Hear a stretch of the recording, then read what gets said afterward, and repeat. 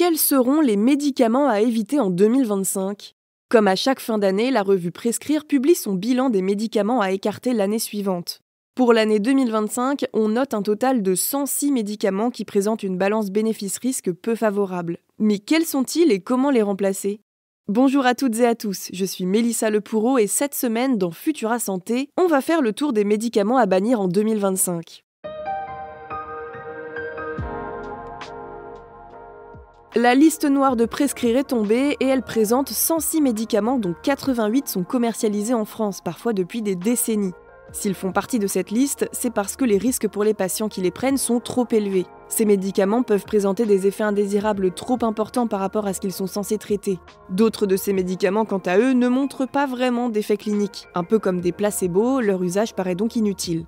Mais alors, lesquels sont concernés ? On peut citer le fluoroglucinol, que vous connaissez sûrement plus sous le nom de Spasfon, qui est en vente libre partout en France. Et oui, ce médicament qui traite les spasmes d'origine digestive et qu'on a certainement tous pris au moins une fois, provoque des effets indésirables comme des réactions allergiques, voire des rares syndromes de Lyell. C'est un syndrome dermatologique potentiellement mortel pour le patient qui le développe.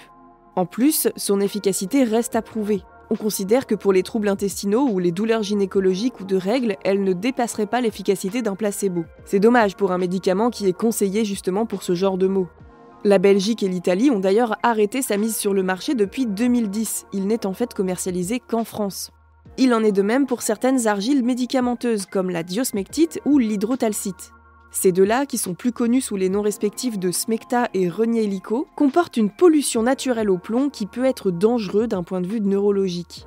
Ce serait donc préférable d'utiliser des alternatives si possible comme le Gaviscon, un antiacide sans argile. À la place, il est composé de bicarbonate de sodium et d'alginate de sodium. Vous éternuez ? Vous toussez ? C'est la période. Les rhumes, les grippes, bref, la toux revient, donc vous vous tournez naturellement vers des sirops antitussifs, notamment pour éviter d'être réveillé par une énorme quinte de toux. Le problème, c'est que plusieurs de ces médicaments exposent à des risques. Par exemple, l'oxomémazine, ou toplexil, ou l'ambroxol ou muxol sont responsables de nombreux effets indésirables, comme des réactions anaphylactiques ou des réactions cutanées qui peuvent être mortelles dans certains cas. Et en plus, ils ne sont pas très efficaces non plus, selon Prescrire. À la place, la revue conseille de se tourner vers le dextrométhorphane, comme le sirop Tucidane par exemple. Avec la toux, ce sont les maux de gorge qui viennent vous embêter aussi. L'alpha-amylase, que l'on connaît surtout sous le nom de maxilase, est très souvent utilisée pour calmer les douleurs et l'extinction de voix. Mais l'alpha-amylase est une enzyme qui ne montre pas d'efficacité clinique, mais elle expose aussi à des troubles cutanés ou allergiques. Prescrire indique un bon remède de grand-mère pour ça, mais qui semble faire ses preuves pour contrer les désagréments de l'hiver. Le miel, l'eau sucrée, mais bien sûr, en cas de forte douleur, n'oubliez pas le paracétamol. Il y a aussi des médicaments contre les douleurs articulaires et la dépression qui sont cités. Un sondage IFOP mené en 2016 indique que 93% des Français ont déjà souffert de douleurs articulaires. Les anti-inflammatoires non stéroïdiens sont très souvent utilisés pour ces problèmes-là. Sauf qu'on ne le sait pas forcément quand on les prend, mais ils ont tous plus ou moins les mêmes effets indésirables. Par exemple, l'acéclofénac ou Cartrex et le diclofénac ou Voltaren exposent les patients à une augmentation des risques de problèmes cardiovasculaires comme l'infarctus du myocarde ou l'insuffisance cardiaque.